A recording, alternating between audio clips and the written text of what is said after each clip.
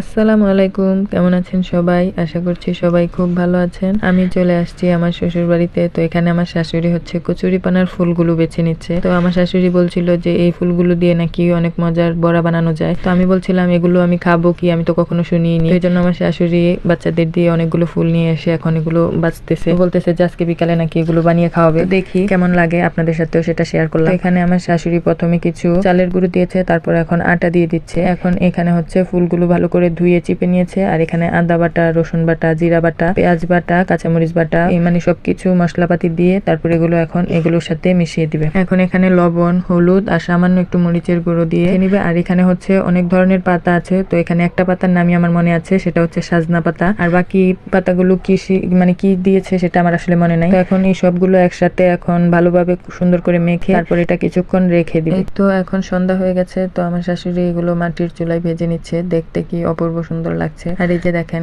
এগুলো গরম গরম ভাজছে, আর আমার শাশুড়ি এক পাশ দিয়ে বানিয়ে বানিয়ে দিচ্ছিল। আর আপনাদেরকে ভাজতে ভাজতে একটু উপরের সন্ধ্যার ভিউটাও একটু দেখাই। গ্রামের বাড়ি, এর চেয়ে ভালো ভিউ তো আর হবে না। এখানে ভাজা হয়ে গেছে, তো এগুলো সবগুলো এক এক করে তুলে নিচ্ছে। আর এই জিনিসটা আমি প্রথমবার খেয়েছি, আমার কাছে ভালোই লেগেছে, খারাপ না। আমি তো এটা তুলে দেওয়ার পরই গরম গরম খাচ্ছিলাম। তো আপনারা দেখেই বুঝতে পারছেন একদম ধোয়া উঠছে। তো আজকের মতো এই পর্যন্তই। সবাই ভালো থাকবেন। আল্লাহ হাফেজ।